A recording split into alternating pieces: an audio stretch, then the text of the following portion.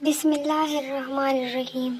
جتنی محبت ایک مرد عورت سے کمرے کی چار دیواری میں ظاہر کرتے ہیں، اگر اس کا آدھا گھر والوں کے سامنے ظاہر کرے تو شاید کسی بھی لڑکی کو سسرال میں ذلیل ہونا نہ پڑے۔ بیوی بہت خوش ہوتی ہے جب شوہر اس کی بات مانتا ہے، اس کی عزت کرتا ہے اور سب کے سامنے بیوی کی تعریف کرتا ہے۔ اگر میاں بیوی اپنے بچوں سے محبت کا دعویٰ کرتے ہیں تو وہ پہلے آپس میں اپنی محبت کو ثابت کرے، کیونکہ ان کی آپسی نفرت یا محبت مستقبل میں بچوں کی ذہنی صحت کا فیصلہ کرتی ہے۔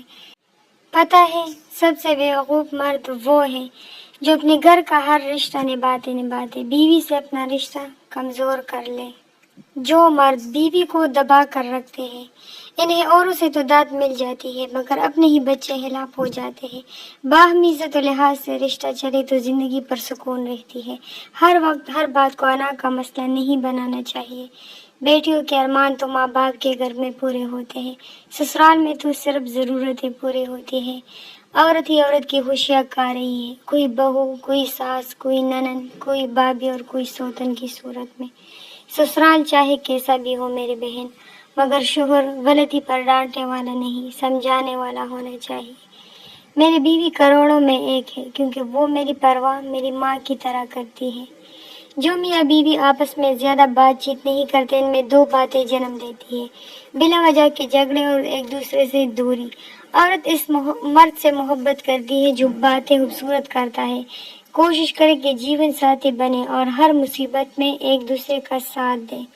زندگی بہت خوبصورت ہے اگر ہم سفر اچھا اور عزت کرنے والا ہو۔ جو نصیب میں ہے وہ چل کر آئے گا، جو نصیب میں نہیں ہے وہ آ کر بھی چلا جائے گا۔ کسی نے مجھ سے پوچھا کہ ایک نام بتاؤ جس میں تمہاری پوری دنیا بستی ہے۔ میں نے بولا میرا شوہر۔ میں بہت خوش نصیب ہوں کیونکہ خدا نے تمہیں میرا ہم سفر بنایا، اور یہ جان کر تو اور بھی خوشی ہوتی ہے کہ تمہارے دل کے سب سے زیادہ قریب میں ہوں۔ غلط کہتے ہیں عورت انا میں آ جائے تو مڑ کر نہیں دیکھتی، بلکہ عورت میں انا ہوتی ہی نہیں، انا مرد میں ہوتی ہے۔ عورت تو وفا شناس ہے، وہ جھک جاتی ہے، ڈر جاتی ہے۔ ایک عورت تمہیں چھوڑتے ہوئے شور نہیں مچاتی، لیکن تب ضرور شور کرتی ہے جب وہ رہنا چاہتی ہے، لیکن تمہیں اندازہ نہیں ہوتا۔